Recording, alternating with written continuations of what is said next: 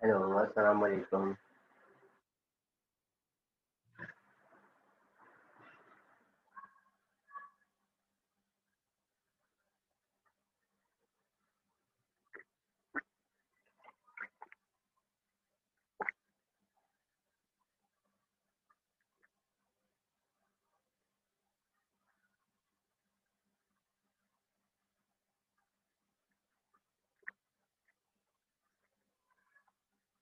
Hello, अस्सलाम वालेकुम। वालेकुम अस्सलाम।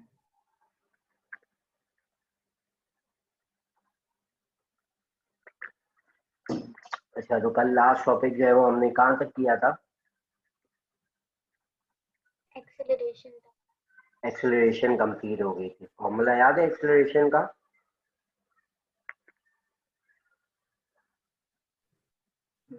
We f minus v i upon time. ठीक है। और मैंने जो प्रॉब्लम्स दी थी वो ट्राई की सॉल्व करने के लिए। हाँ, उसमें एग्जाम्पल नंबर 2.3 नहीं आना। 2.3। ठीक है।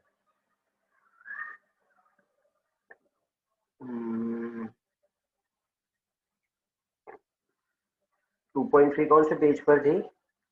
ठीक है, पेज 37 पर है, इसको हम देख लेंगे। और बाकी जो रिमेनिंग एग्जाम्पल थी वो कर ली। हाँ, ठीक है। सो नेक्स्ट टॉपिक कौन सा है हमारा?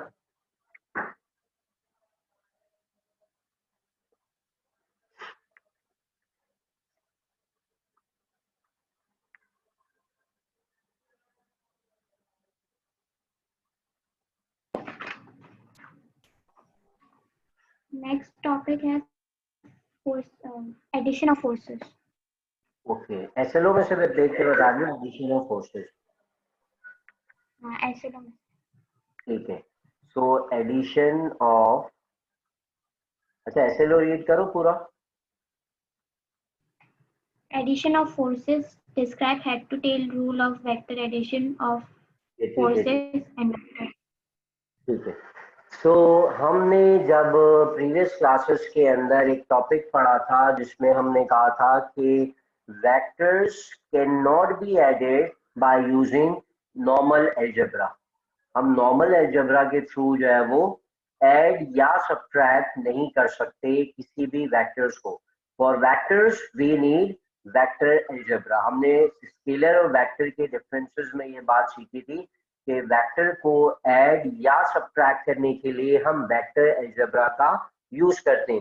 सो वेक्टर अलजेब्रा के अंदर ही हमारे पास एक रूल होता है या मेथड होता है, उस मेथड को हम कहते हैं हेड टू टेल रूल। तो हेड टू टेल रूल को हम डिफाइन कैसे करते हैं? हेड टू टेल रूल का मतलब है मेथड इन विच टू और more than two vectors can be added और सब्ट्रैक्टेड। किसी भी दो या दो से ज्यादा वेक्टर्स को ऐड करने का या जो सब्ट्रैक्ट करने का मेथड है, इस मेथड को जो है वो हम हेड टू टेल रूल कहते हैं। और हेड टू टेल रूल करने से पहले पहले हम उसको डिफाइन कर देते हैं। It is the method to add or subtract two or more than two vectors। दो या दो से ज्यादा को दो या दो से ज्यादा वेक्टर्स को ऐड या सब्ट्रैक्ट करने के लिए जो मेथड हम यूज करते हैं उस मेथड को हेड टू टेल रूल कहते हैं। So head to tail rule को पढ़ने से पहले या उसके डिटेल में जाने से पहले हम जो है वो रिप्रेजेंटेशन ऑफ वेक्टर देख लेते हैं कि एक वेक्टर को रिप्रेजेंट कैसे करते हैं।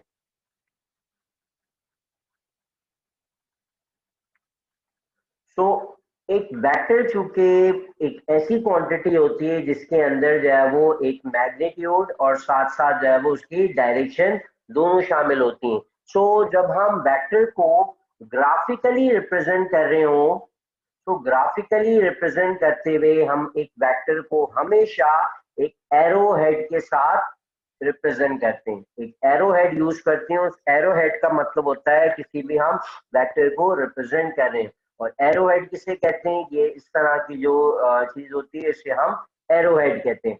अब एक एरो हेड के अंदर हमारे पास दो चीजें होती हैं, एक होता है एरो का हेड और एक होता है, सॉरी, एक होती है एरो का हेड और एक होती है एरो की लेंथ। तो जो एरो की लेंथ है, अब क्योंकि मैंने ऊपर कहा कि किसी भी वेक्टर को ग्राफिकली रिप्रेजेंट करना हो तो ग्राफिकली रिप्रेजेंट करने के लिए हम जो है वो ये यूज करते हैं, एरो हेड यूज करते हैं। और एरो हेड के अंदर दो चीजें होती है, one is length of the vector, length of the arrow and the other is head of the arrow. तो इसमें जो है वो लेंथ हमारे रिप्रेजेंट करती है एक मैग्नीट्यूड ऑफ वेक्टर को, और हेड जो है वो असल में यूज होता है to represent the direction of the vector. तो ये हमारे पास एक रिप्रेजेंटेशन होती है वेक्टर की जिसमें जो है वो एरो हेड की मदद से हम एक वेक्टर को ग्राफिकली रिप्रेजेंट करते हैं, जिसमें हमारा एरो की जो लेंथ है वो हमारे वेक्टर की जो है वो मैग्नीट्यूड को रिप्रेजेंट करती है, जबकि एरो का जो हेड है वो हमारे वेक्टर की डायरेक्शन को रिप्रेजेंट करता है।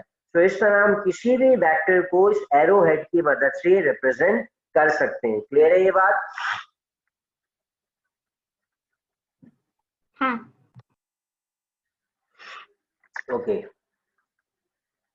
तो फॉर एग्जाम्पल हम यहाँ जो है कुछ एग्जाम्पल लेते हैं और इन एग्जाम्पल्स को जो है वो एग्जाम्पल्स की मदद से जो है वो हम समझते हैं कि हम किस तरह से एक वेक्टर को जो है वो ग्राफिकली रिप्रेजेंट कर सकते हैं।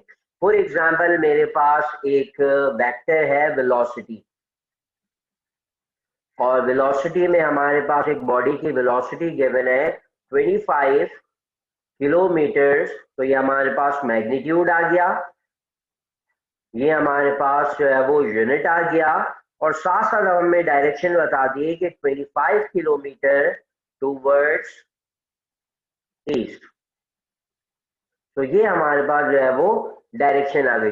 अगर इस वेक्टर को हमें ग्राफिकली रिप्रेजेंट करना है 25 किलोमीटर टूवर्ड्स ईस्ट को, तो सबसे पहले जो है वो हम अपनी डायरेक्शन को स्पेसिफाई कर देते हैं कि हमारे पास ईस्ट, वेस्ट और नॉर्थ साउथ किस तरफ है। तो मैंने डायरेक्शन स्पेसिफाई कर दी, this is east and west and this is north and south. ये जो डायरेक्शन है ये हमारी मर्जी होती है, हम किसी भी डायरेक्शन में ले सकते हैं, बट सिर्फ ये याद रखना है कि नॉर्थ और साउथ जो है वो हमेशा एक दूसरे के ऑपोजिट होंगे, और ईस्ट वेस्ट जो है वो आपस में एक दूसरे के ऑपोजिट होंगे। तो इस तरह से जो मैंने न्यूज चार्ट बनाया है इसको किसी भी डायरेक्शन में, किसी भी ओरिएंटेशन में हम इजीली बना सकते हैं। बस इन दो बातों का ख्याल रखना है कि नॉर्थ साउथ ऑपोजिट होंगे एंड ईस्ट वेस्ट जो है वो आपस में ऑपोजिट होंगे।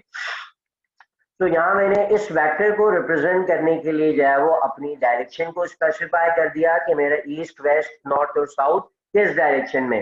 देन मैंने जो है वो अपना एक स्टार्टिंग पॉइंट ले लिया। फॉर एग्जांपल ये मेरा स्टार्टिंग पॉइंट है, और उससे पहले जो है वो हम कुछ स्केल सपोज कर लेंगे। This is kilometre per hour. So मैंने स्केल सपोज कर लेना है सबसे पहले कि मैं 25 किलोमीटर पर आवर को ग्राफिकली जो है वो किस तरह से रिप्रेजेंट करूंगा। सो स्केल सपोज करने में भी हमारी मर्जी है। फॉर एग्जांपल अगर मैं इस तरह से सपोज कर लूं कि 1 centimetre line on a graph represents 5 kilometre per our.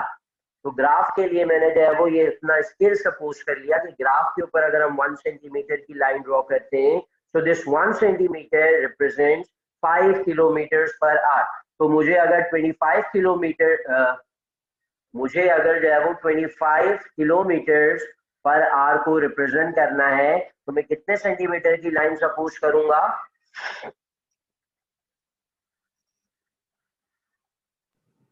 5 centimetre. 5 centimetre की जो है वो मैं एक लाइन जो है वो ग्राफ के ऊपर ड्रॉ करूंगा, और वो 5 सेंटीमीटर की लाइन रिप्रेजेंट कर रही होगी 25 किलोमीटर पर आवर को। तो ये मैंने जो है वो अपना एक स्टार्टिंग पॉइंट ओ सपोज कर लिया, और अब मुझे इस ओ पॉइंट से 5 सेंटीमीटर की लाइन ड्रॉ करनी है, और वो लाइन मेरी होनी चाहिए टूवर्ड्स ईस्ट डायरेक्शन। तो हमारे हिसाब से जो है वो राइट नाउ जो ईस्ट है वो हमारी राइट डायरेक्शन में। तो हम जो है वो पॉइंट ओ से राइट डायरेक्शन में कितने सेंटीमीटर की लाइन ड्रॉ करेंगे? ये हमारी 5 सेंटीमीटर की लाइन ड्रॉ हो जाएगी। तो this is equal to 5 centimetre. यहाँ मैंने इसको ड्रॉ जो है वो मेजर करके ड्रॉ नहीं किया है, अपनी कॉपी के अंदर जो है वो इसी एग्जांपल्स को, या जो एग्जांपल्स हम आज करेंगे उन एग्जांपल्स को मेजरमेंट के साथ जो है वो अपने पास प्रैक्टिस करना। So this 5 centimetre represent 25 kilometres per hour towards east. Clear है एग्जाम्पल? हाँ। ठीक है, तो इसी तरह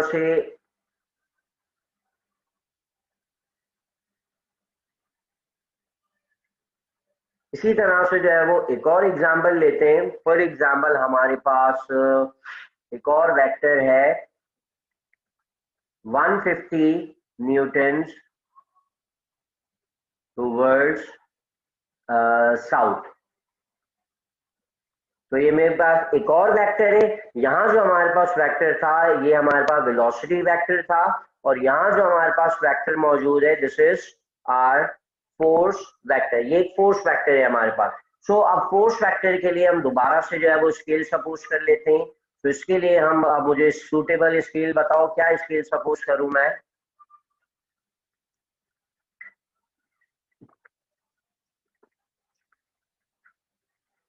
5 सेंटीमीटर ही।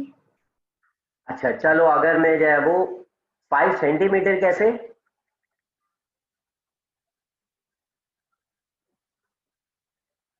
अच्छा लेट सपोज मैं स्केल लिखता हूँ। Let suppose 1 centimetre is equals to 50 Newton.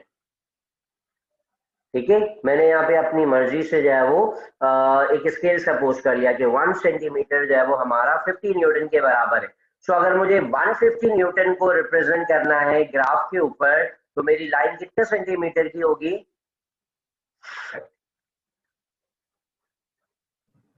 3 centimetre. 3 centimetre की।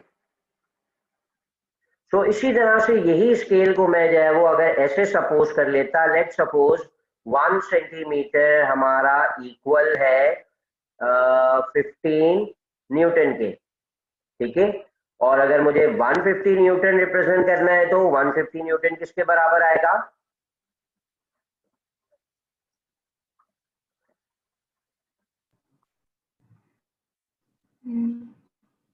10 सेंटीमीटर। 10 सेंटीमीटर का। तो इसका सिंपल सा जो है वो फॉर्म, एक अंडरस्टैंडिंग के लिए पॉइंट याद रख लो कि हमें स्केल तो हमेशा 1 सेंटीमीटर के हिसाब से सपोज करना होता है। उसके बाद फिर जो हमारे गिवन वेक्टर की वैल्यू है उसको हमने इक्वल करना है सेंटीमीटर में। तो हमारे गिवन वेक्टर को हमारे स्केल में जैसे 150 डिवाइडेड बाय 15, तो 150 को 15 से डिवाइड करेंगे 10 आ जाएगा। बिल्कुल इसी तरह यहाँ पर भी देखो, मैंने 1 सेंटीमीटर 50 न्यूटन का लिया है। तो 150 न्यूटन को अगर रिप्रेजेंट करना है तो 150 को 50 से डिवाइड कर देंगे 3 आ जाएगा। इसी तरह से 25 को 5 से डिवाइड कर देंगे तो हमारा 5 आ जाएगा। तो इस तरह से याद रखना है कि स्केल को इस तरह हमने सपोज करना है, और फिर हमारे जो गिवन वेक्टर होगा उसको स्केल के मुताबिक कन्वर्ट करना है। तो मैं जो है वो अभी फिलहाल जो है वो इसी स्केल के मुताबिक जो है वो अपना वेक्टर को ड्रॉ करता हूँ। तो मैंने जो है वो स्केल सपोज करने के बाद अपना एक स्टार्टिंग पॉइंट ले लिया। उस स्टार्टिंग पॉइंट को हम कोई भी नाम दे सकते हैं। लेट्स सपोज ये पॉइंट ए है, और हमें इस वेक्टर को ड्रॉ करना है in the direction of south. तो साउथ हमारे इस डायरेक्शन के हिसाब से जो है वो डाउनवर्ड डायरेक्शन में है, और इस स्केल के हिसाब से 150 न्यूटन के लिए मुझे 3 सेंटीमीटर की लाइन ड्रॉ करनी है। तो ये मैंने जो है वो 3 सेंटीमीटर की लाइन ड्रॉ कर दी टूवर्ड्स डाउनवर्ड। तो ये आ गया 3 सेंटीमीटर, और इसको हम कह देते हैं this is equal to 150 newton towards south. Clear है ये? हाँ। ठीक है, तो एक और लास्ट एग्जांपल करते हैं। अब तुम मुझे जो है वो कोई भी एक एग्जांपल बताओ वेक्टर क्वांटिटी की, जिसको हम जो है वो इसी तरह यहाँ पर ग्राफिकली रिप्रेजेंट करते हैं उसको भी, जिस तरह अभी हमने 2 की है।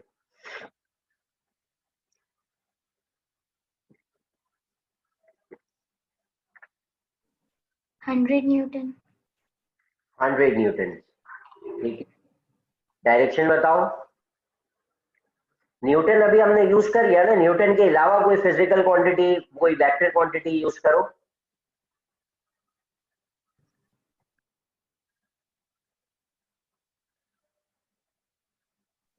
100 मीटर पर सेकंड। वेलोसिटी भी हमने यूज कर ली, तो हम एग्जांपल लेते हैं इसकी, एक्सेलरेशन। एक्सेलरेशन की कोई मुझे एग्जांपल दो जिसको हम जो है वो यहाँ पर ग्राफिकली रिप्रेजेंट करें वेक्टर के तौर पे।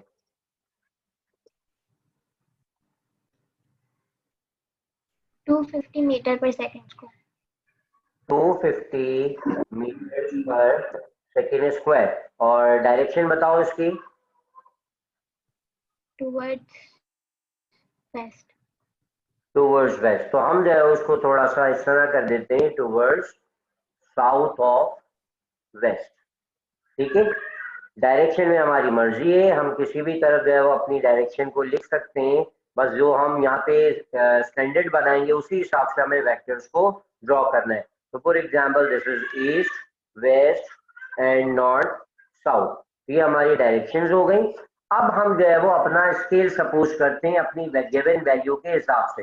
तो एक और स्केल हम न्यू स्केल सपोज करते हैं, बिकॉज हमारे पास एक न्यू क्वांटिटी है। तो अब मुझे बताओ कि हम 1 सेंटीमीटर को कितने मीटर पर सेकेंड स्क्वायर के बराबर सपोज करें। 50 मीटर पर सेकंड स्क्वायर। 50, ठीक है।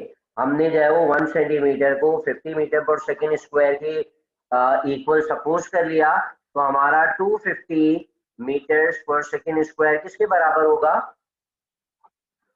5 सेंटीमीटर। 5 सेंटीमीटर के, सही है। इसके बाद क्या करेंगे?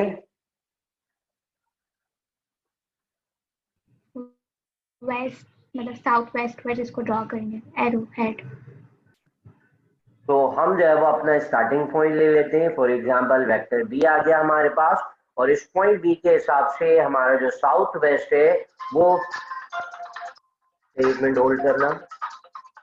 हेलो, अस्सलाम वालेकुम। वालेकुम सलाम। जी जी बोले। वो सिस्टर है मेरी, आप बोले करिए, कोई काम है, अकाउंट मैं यूज कर रहा हूँ। जी जी बोले। कौन सी टाइम से बात कर रही है?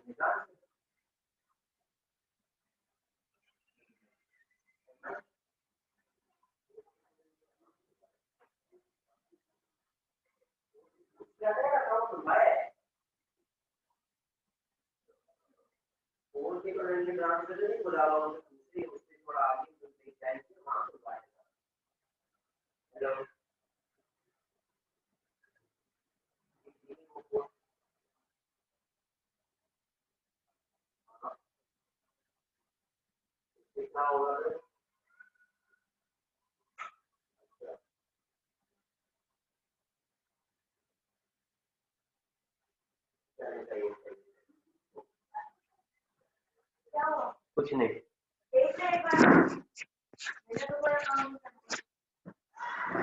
अच्छा, तो हमने जो है वो एक अपना स्टार्टिंग पॉइंट सपोज कर लिया, और इस स्टार्टिंग पॉइंट के बाद जो है वो हमने जो हमारी ये डायरेक्शन थी, ये हमारा इस डायरेक्शन में साउथ है और इस डायरेक्शन में हमारा ईस्ट है, सॉरी वेस्ट में हमें ड्रॉ करना है।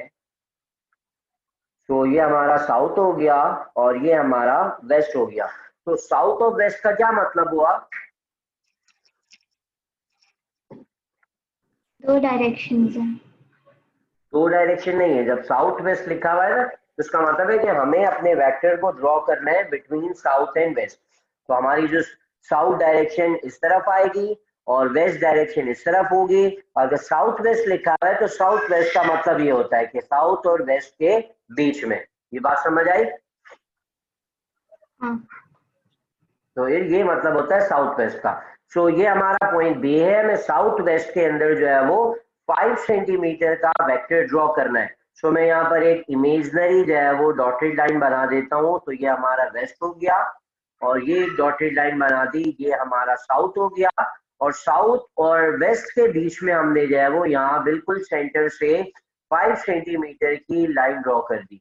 तो this is equal to 5 centimetre, जो कि रिप्रेजेंट कर रहा है हमारा वेक्टर 250 मीटर्स पर सेकेंड स्क्वायर के। क्लियर है ये?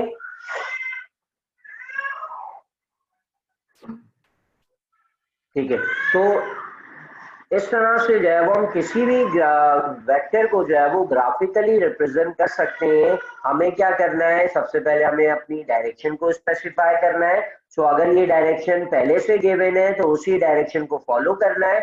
अगर डायरेक्शन गिवन नहीं है तो हमें खुद से जो है वो ये डायरेक्शन को पहले स्पेसिफाई करना है। उसके बाद फिर हम जो है वो अपना स्केल सपोज करेंगे, और स्केल सपोज करने के बाद जो हमारा गिवन वेक्टर था उस गिवन वेक्टर को हमारे चूजन स्केल के हिसाब से कन्वर्ट करेंगे। देन जो डायरेक्शन और जो चूजन स्केल हमने सपोज किया है उस हिसाब से हम अपने ग्राफ को ड्रॉ कर लेंगे। क्लियर है यहाँ तक? हाँ। अच्छा, नेक्स्ट हम आ जाते हैं head to tail rule. So this head to tail rule is a method, vector addition method. ये एक मेथड है किस चीज का, वेक्टर एडिशन का। वेक्टर को ऐड करने के लिए या सब्ट्रैक्ट करने के लिए हम इस मेथड को यूज करते हैं। और इस मेथड की खास बात ये है कि इसके अंदर हम टू और मोर देन टू, चाहे जितने भी हों वेक्टर्स, मोर दो से ज्यादा, हम उन दो वेक्टर्स को इजीली ऐड या सब्ट्रैक्ट कर सकते हैं by this method head to tail rule. इस मेथड से हम जो है वो दो या दो से ज्यादा वेक्टर्स को आसानी से ऐड कर सकते हैं। तो पहले हम जो है वो एक रफली एग्जांपल विदाउट ग्राफिकल रिप्रेजेंटेशन जो है वो हम एक एग्जांपल देखते हैं, उस एग्जांपल से जो है वो इन वेक्टर्स को ऐड करेंगे। तो फॉर एग्जांपल, अच्छा एडिशन के अंदर याद रखना, जैसे फॉर एग्जांपल में 5 किलोग्राम के अंदर 2 किलोग्राम को ऐड करूं। सो दिस किलोग्राम कौन सी क्वांटिटी है, ये स्केलर। स्केलर क्वांटिटी है और ये क्वांटिटी हमारी है मास। सो हम जो है वो किलोग्राम के अंदर किलोग्राम को ही ऐड करेंगे।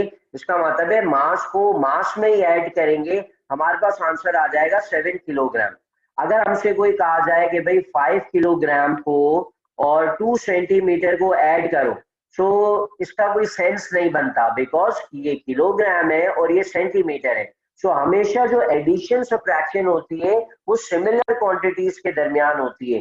किलोग्राम में किलोग्राम ही ऐड सब्ट्रैक्ट हो सकता है और सेंटीमीटर में सेंटीमीटर ही ऐड और सब्ट्रैक्ट हो सकता है। इसके अंदर कोई जो है वो डिसिमिलर क्वांटिटीज ऐड और सब्ट्रैक्ट नहीं हो सकती। बिल्कुल इसी तरह से जब हम एचटी रूल करते हैं तो एचटी रूल के अंदर भी जो हम एडिशन या सब्ट्रैक्शन करते हैं वेक्टर्स की, तो उसके अंदर भी जो है वो हमारे पास जो है वो सेम क्वांटिटीज ऐड होंगी। फॉर एग्जांपल वेलोसिटी एक वेक्टर है, तो वेलोसिटी के अंदर हम वेलोसिटी को ही ऐड करेंगे। इसी तरह से जो हमारी एक्सेलरेशन को ऐड कर रहे होंगे तो वो एक्सेलरेशन के अंदर ही ऐड होगी। फोर्स को ऐड कर रहे होंगे तो फोर्स में ही एडिशन होगी।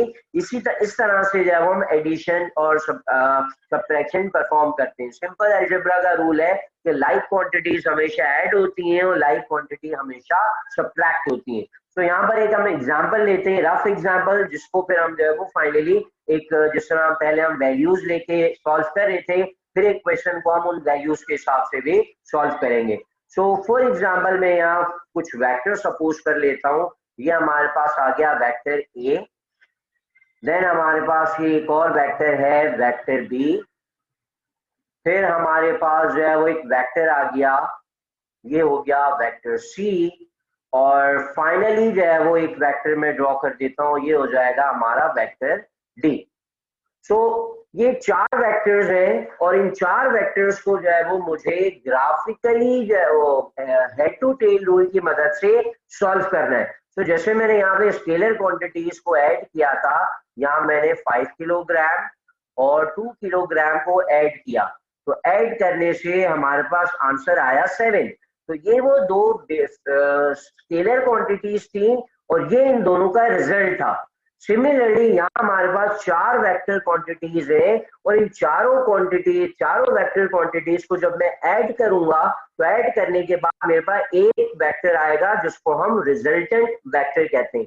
सो एडिशन करने का तरीका क्या है कि हम जो है वो अपना कोई भी एक स्टार्टिंग पॉइंट ले लेंगे। For example this is our point O और ये हमारा जो है वो स्टार्टिंग पॉइंट है। अब हमें क्या करना है, जो हमारा ये पहला वेक्टर था, ये जो हमारा पहला वेक्टर था, इस वेक्टर को जो है वो हम एज इट इज ड्रॉ करेंगे और ये जो हमारी वेक्टर की टेल है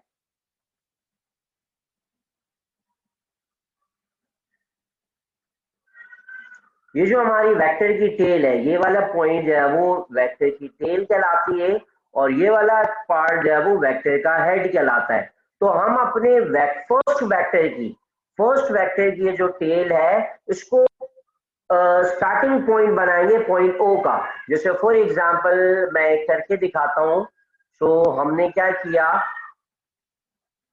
इस वेक्टर को उठाकर पॉइंट ए पे प्लेस कर दिया, पॉइंट ओ पर। क्लियर है? हाँ। ठीक है। उसके बाद फिर ये जो हमारा दूसरा वेक्टर है, अब ये अलाइनमेंट हमारी मर्जी है कि जैसे मैंने स्टार्ट जो है वो वेक्टर ए से किया, मैं वेक्टर बी से भी कर सकता हूँ, वेक्टर सी से, किसी भी क्वांटिटी से शुरू कर सकता हूँ। मैंने स्टार्टिंग ए से की थी। सो जहां ए खत्म हो रहा है ये नजर आ रहा है, ए जो है वो वेक्टर हमारा यहाँ पर खत्म हो रहा है। ए का हेड जहां पर आ रहा है उस ए के हेड से, जहां वेक्टर ए का हेड आ रहा है, हम नेक्स्ट वेक्टर की जो टेल है उसको प्रीवियस वेक्टर के हेड के ऊपर प्लेस कर देंगे। तो ये मैंने वेक्टर बी को स्टार्ट किया from the head of the vector A. ये बात समझ आई? हाँ। ठीक है। नेक्स्ट, अब जहां मेरा वेक्टर बी एंड हो रहा है वहीं से मैं जो है वो अपने थर्ड वेक्टर को जो है वो स्टार्ट करता हूं। तो ये मेरा जो है वो नेक्स्ट वेक्टर आ गया। तो जहां मेरा सेकंड वेक्टर खत्म हो रहा था, जहां सेकंड वेक्टर का हेड आ रहा था वहीं से मैंने अपने नेक्स्ट वेक्टर की टेल स्टार्ट कर दी। तो अब मेरे पास जो है वो वेक्टर सी का हेड आ गया। अब मेरे पास फाइनली एक वेक्टर बचा है। तो इस वेक्टर के लिए क्या करूंगा मैं, इस जो जहां वेक्टर सी का हेड आ रहा है वहीं मैं वेक्टर डी की जो है वो टेल को प्लेस करके ड्रॉ कर दूंगा। तो ये देखो जिस तरह चार मैंने जो है वो पहले वेक्टर ड्रॉ किए थे, अब उन चारों वेक्टर्स को मैंने जिस तरीके से प्लेस किया है, जहां एक वेक्टर खत्म हुआ वहीं से दूसरा वेक्टर शुरू होगा, जहां दूसरा वेक्टर खत्म हो रहा है वहीं से तीसरा वेक्टर शुरू होगा। इस तरह से बैक टू बैक हम जो है वो तमाम वेक्टर्स को ज्वाइन कर लेंगे। ये ज्वाइन करने का मेथड क्लियर है? हाँ। ठीक है। तो अब मैंने जो है वो तमाम वेक्टर्स को ज्वाइन कर दिया। ज्वाइन करने के बाद जो है वो अब मेरे पास दो चीजें या दो पॉइंट खाली रह गए। एक ये वाला पॉइंट रह गया जो कि वेक्टर ए की टेल है, और मेरे पास ये लास्ट वाला वेक्टर रह गया जो कि फाइनल वेक्टर का हेड है। तो अब मुझे जो है वो एक वेक्टर ड्रॉ करना है और ये वेक्टर हमारा कहलाएगा रिजल्टेंट वेक्टर। और रिजल्टेंट वेक्टर को ड्रॉ करने का तरीका क्या है कि हम जो है वो हमेशा स्टार्टिंग पॉइंट से शुरू करेंगे और जहां हमारा फाइनल वेक्टर आ रहा था वहां तक एक वेक्टर को ड्रॉ कर देंगे। So this vector is the resultant vector. Clear है ये? हाँ। ठीक है। सो मैं यहाँ पे इसको लिख भी देता हूं कि रिजल्टेंट वेक्टर को कैसे ड्रॉ करते हैं। Resultant vector is drawn by joining the tail of first vector with head of last vector। तो ये जो हमारा मेथड था, ये जो पूरी परफॉर्मेंस हमने की चार वेक्टर को लेके और फिर फाइनली हमने जो है वो ड्रॉ किया रिजल्टेंट वेक्टर, इस पूरे मेथड को जो है वो हम एच टी रूल कहते हैं। एच टी इसलिए कहते हैं बिकॉज उसके अंदर हेड और टेल आ रहे होते हैं और हेड और टेल की मदद से जो है वो हम वेक्टर्स को ऐड करें, इसलिए ये वाला मेथड जो है वो हेड टू टेल रूल कहलाता है। रूल समझ आ गया ये? हाँ। ठीक है। तो अब जो है वो हम एक न्यू एग्जांपल लेते हैं और इस न्यू एग्जांपल के अंदर हम वैल्यूज के साथ जो है वो सॉल्व करेंगे। तो एक और एग्जांपल सॉल्व करते हैं। फॉर एग्जांपल हमारे पास कुछ वेक्टर्स गिवन होंगे और जिसमें हमारे पास डायरेक्शन भी स्पेसिफाई की हुई है, east, west, north and south. So हमारे पास कुछ वेक्टर्स गिवन होंगे, for example 5 newton east and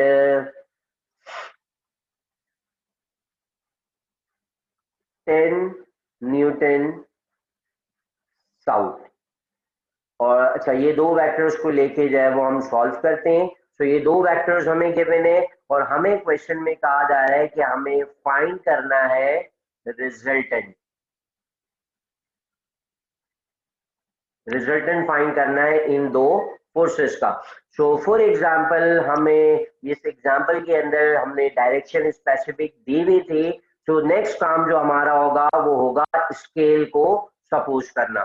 so अब मेरे पास जो वैल्यूज है, एक वैल्यू है 5 और दूसरी वैल्यू है 10। इस 5 और 10 को यूज करके मेरा स्केल मुझे सपोज करना है। तो मुझे स्केल बताओ कौन सा आएगा। 1 सेंटीमीटर इज इक्वल टू कितने न्यूटन्स का लूं मैं? 5 न्यूटन का ही। 5 न्यूटन का ही लूं। लेट सपोज अगर मैं 1 centimetre is equals to 1 newton लेता हूं तो इससे क्या होगा? हाँ। देखो, स्केल सपोज करना ना हमारी मर्जी होती है, हम अपनी मर्जी से जो है वो स्केल सपोज कर सकते हैं। अगर मैं ये वाला स्केल सपोज करता हूँ कि 1 सेंटीमीटर 1 न्यूटन का है तो 5 न्यूटन 5 सेंटीमीटर के और 10 न्यूटन जो है वो 10 सेंटीमीटर के होंगे। तो हमें स्केल को इस तरह सपोज करना होता है कि उस सेंटीमीटर को अपनी कॉपी में अपनी स्पेस के अंदर ड्रॉ कर सकें। तो ये 10 सेंटीमीटर में भी आसानी से ड्रॉ कर सकता हूँ, तो मैं इस तरह से भी ले सकता हूँ। और जिस तरह से तुमने कहा कि 1 सेंटीमीटर अगर मैं जो है वो इस तरह से ले लूं, लेट सपोज 2.5 न्यूटन। अगर मैं 1 सेंटीमीटर 2.5 न्यूटन का लेता हूं तो मुझे बताओ कि मेरा जो 5 न्यूटन है वो कितने सेंटीमीटर का बनेगा?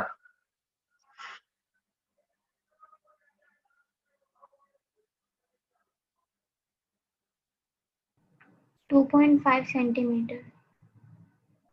2.5 सेंटीमीटर नहीं, मैंने जब वो तरीका बताया था ना कि इस वैल्यू को इस वैल्यू से डिवाइड कर दो।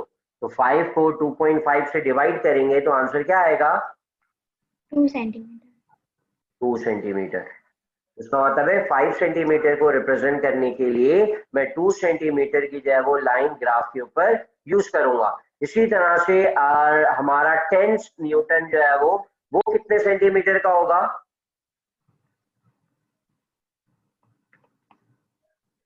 4 सेंटीमीटर। 4 सेंटीमीटर का। अच्छा, एक और बात याद रखना कि हम जो है वो ये जो हमारा एक क्वेश्चन था जिसमें दो वेक्टर्स गिवन है, इन दोनों के लिए अलग अलग स्केल सपोज नहीं करेंगे। हम इन दोनों के लिए जो है वो इसी एक स्केल को जो है वो सपोज जो हमने किया था उसी सपोज किए हुए स्केल के हिसाब से हमने इन दोनों को सेंटीमीटर्स के अंदर कन्वर्ट कर दिया। क्लियर है यहाँ तक? हाँ। ठीक है, तो अब जो है वो हम इन वेक्टर्स को हेड टू टेल रूल की मदद से स्टार्ट करते हैं। सो सबसे पहले तो हम जो है वो अपना स्टार्टिंग पॉइंट ले लेते हैं। So for example this is my starting point O, और मुझे क्या करना है, मेरी मर्जी है कि मैं पहले ईस्ट वाला वेक्टर ड्रॉ करूं या मैं पहले साउथ वाला वेक्टर ड्रॉ करूं। बताओ कौन सा ड्रॉ करें पहले? ईस्ट वाला। ईस्ट वाला जो है वो पहले ड्रॉ करें। ठीक है, तो ये मेरा स्टार्टिंग पॉइंट आ गया और इस स्टार्टिंग पॉइंट को यूज करके मैं पहले ईस्ट वाला वेक्टर ड्रॉ करूंगा जो कि 5 न्यूटन का है। और मेरे ग्राफ के ऊपर 5 न्यूटन के लिए मैं 2 सेंटीमीटर की लाइन को यूज करूंगा। तो मैंने जो है वो 2 सेंटीमीटर की जो है वो एक लाइन मेजर करके ड्रॉ कर दी। This is let suppose 2 centimetre और ये 2 सेंटीमीटर मेरा रिप्रेजेंट कर रहा है किसको? 5 न्यूटन्स को। क्लियर है ये बात? हाँ। ठीक है, सो नेक्स्ट अब हमारे पास सेकंड वेक्टर है that is 10 Newton towards south. तो साउथ डायरेक्शन में जो है वो हम 10 न्यूटन का जो है वो एक वेक्टर ड्रॉ करेंगे।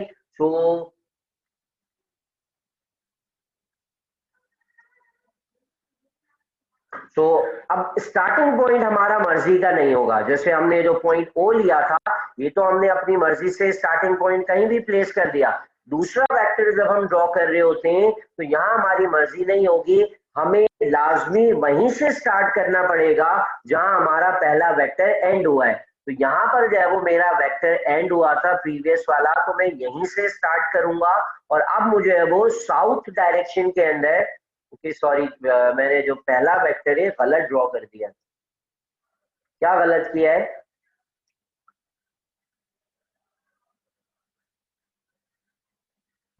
से साउथ की तरफ ड्रॉ कर दिया। इसको मैंने जो है वो साउथ की तरफ ड्रॉ कर दिया है, इसको दोबारा कर देते हैं। ये मेरा स्टार्टिंग पॉइंट आ गया और मेरा ईस्ट जो है वो राइट डायरेक्शन में, तो मैं राइट डायरेक्शन में इस वेक्टर को ड्रॉ करूंगा। तो ये मेरा आ गया 2 सेंटीमीटर की लाइन और ये मेरी जो वैल्यू है it is equal to 5 newton south. ठीक है, तो ये मेरा जो है वो 5 न्यूटन साउथ वेक्टर ड्रॉ हो गया। अब मुझे जो है वो सेकंड वेक्टर ड्रॉ करना है 10 न्यूटन का साउथ डायरेक्शन में, और 10 न्यूटन के लिए मैं 4 सेंटीमीटर की जो है वो लाइन यहाँ पर यूज कर रहा हूँ। सो 10 सेंटीमीटर की 10 न्यूटन के लिए मैं 4 सेंटीमीटर की लाइन ड्रॉ करूंगा। और जैसे मैंने अभी बताया कि अब मेरा स्टार्टिंग पॉइंट जो है वो हमारी मर्जी का नहीं होगा, पहला वेक्टर ड्रॉ करते हुए हमारी मर्जी होती है कि हम स्टार्टिंग पॉइंट कहाँ लेते हैं, यहाँ हमारी मर्जी नहीं है। सो अब मैं जो है वो जहां पहला वेक्टर एंड हुआ है मैं वहीं से जो है वो अपना नेक्स्ट वेक्टर को स्टार्टिंग पॉइंट बनाऊंगा। और इसके लिए अब मुझे जो है वो 4 सेंटीमीटर की लाइन ड्रॉ करनी है। तो साउथ डायरेक्शन में मैंने स्केल को यूज करके जो है वो 4 सेंटीमीटर की लाइन ड्रॉ कर दी। यहाँ मैं बगैर मेजर किए हुए बना रहा हूँ, अपने पास प्रैक्टिस करते हुए इसको मेजर करके बनाना है। So this is 4 centimeter and this 4 centimeter represents 10 Newton. Clear है ये बात? हाँ। अब हमें क्या करना है, अब हमें जो है वो चाहिए रिजल्टेंट। अब मुझे जो है वो रिजल्टेंट वेक्टर फाइंड करना है, और रिजल्टेंट फाइंड करने के लिए या पहले रिजल्टेंट को ड्रॉ करने के लिए मैंने मेथड बताया कि रिजल्टेंट को ड्रॉ करने के लिए मेथड क्या है कि हम फर्स्ट वेक्टर की टेल को लास्ट वेक्टर के हेड के साथ जो है वो ज्वाइन कर देते हैं। तो ये मेरा फर्स्ट वेक्टर की टेल है और ये हमारी जो है वो लास्ट वेक्टर का हेड किया। तो हम फर्स्ट वेक्टर की टेल से लास्ट वेक्टर के हेड तक एक स्ट्रेट लाइन के साथ ज्वाइन कर देंगे। ये हमारा जो वेक्टर है वो कहलाएगा वेक्टर आर। तो यहाँ हम नाम दे देते हैं, फॉर एग्जांपल ये वेक्टर ए है और ये हमारा वेक्टर बी है। तो वेक्टर ए और वेक्टर बी को जब हमने ऐड किया तो हमारे पास वेक्टर आ गया आर।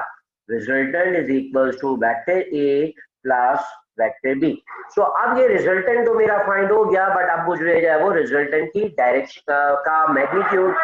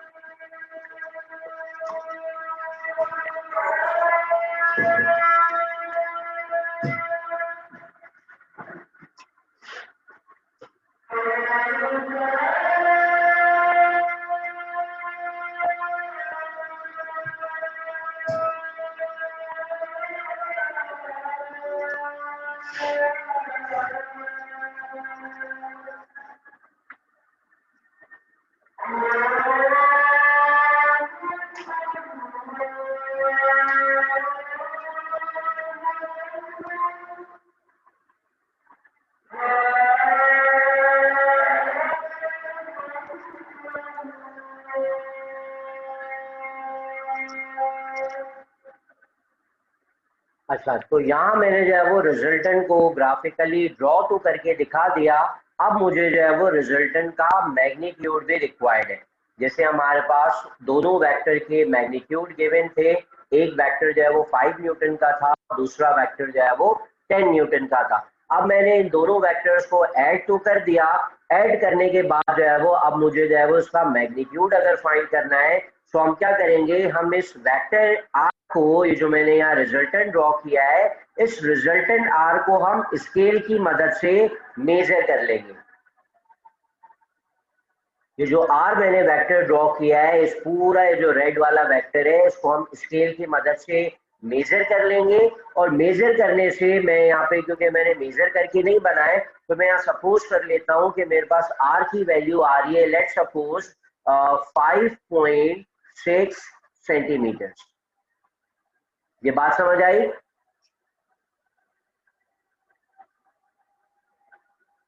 हाँ। अच्छा, तो फाइनली मैंने जो है वो रिजल्टेंट का मैग्नीट्यूड फाइंड करने के लिए इसको ड्रॉ करने के बाद स्केल से मेजर कर लिया। अब ये जो मेरा रिजल्टेंट है वो असल में एक फोर्स है, बिकॉज जब हम 5 न्यूटन फोर्स को और 10 न्यूटन फोर्स को ऐड करेंगे तो हमारा जो रिजल्टेंट है, हमारा जो आंसर है, वो भी न्यूटन के अंदर आना चाहिए, जबकि ये हमारे पास आ रहा है सेंटीमीटर्स के अंदर। तो अब हम क्या करेंगे, रिजल्टेंट को कन्वर्ट करेंगे। तो रिजल्टेंट का मैग्नीट्यूड जो है वो उसको हम, तो रिजल्टेंट के मैग्नीट्यूड को फाइंड करने के लिए हम इस वैल्यू को जो स्केल से मेजर करके आई थी उसको मल्टीप्लाई कर देंगे, इसको हम मल्टीप्लाई कर देंगे इस वैल्यू के साथ जो हमने 1 सेंटीमीटर की सपोज की थी। 1 सेंटीमीटर के लिए हमने क्या सपोज किया था, 2.5 न्यूटन। तो हम रिजल्टेंट फाइंड करने के लिए अपनी measure value multiply by scale value, scale value जो हमने खुद से ऊपर सपोज की थी, इन दोनों को मल्टीप्लाई कर देंगे। मेजर वैल्यू क्या है मेरी, 14 सेंटीमीटर, 14 न्यूटन। 14 कहाँ है, इन दोनों को मल्टीप्लाई करके 14 न्यूटन आ रही है। नहीं, मुझे पहले अलग से आंसर बताओ, मेजर वैल्यू क्या है, इसकी वैल्यू बताओ मुझे। 2.5 न्यूटन। मेजर वैल्यू ये नहीं है, मेजर वैल्यू ये वाली है, ठीक है। ये मेजर की भी वैल्यू है 5.6 सेंटीमीटर, और हमारी जो स्केल वैल्यू थी वो स्केल वैल्यू क्या थी, 2.5। तो स्केल वैल्यू जो है वो हमारे पास आ जाएगी 2.5, और इन दोनों को तुमने मल्टीप्लाई किया तो आंसर क्या आया, 14। तो अब इस 14 का जो यूनिट आएगा वो आएगा Newton, and this is the value of are resultant. Clear है ये बात? हाँ। तो इसका मतलब ये हुआ कि अगर हम 5 न्यूटन ईस्ट और 10 न्यूटन साउथ, इन दोनों को जब हम ऐड करेंगे तो 5 और 10 वैसे तो 15 होते हैं, बट इन दोनों फोर्सेस को ऐड कर किया हमने तो हमारा आंसर आएगा 14 न्यूटन। क्लियर है ये? ठीक है, तो हम अपना जो है वो टॉपिक यहीं तक रखते हैं। इस तमाम शीट्स के जो मैं शॉर्ट्स हैं वो सेंड कर दूंगा। इसके अलावा बुक के अंदर ये वाला टॉपिक शायद जो है वो इस चैप्टर के अंदर नहीं मिलेगा, देख लेना अगर है इससे रिलेटेड जो क्वेश्चंस है। मैं भी एक वर्कशीट जो है वो साथ साथ इसकी सेंड कर दूंगा, तो उसको सॉल्व करना और मुझे क्लास तक नेक्स्ट क्लास में सॉल्व करके दिखा देना, और जो चीजें समझ नहीं आ रही वो पूछ लेंगे। क्लियर है ये? ओके, ठीक है, अल्लाह हाफिज। अल्लाह हाफिज।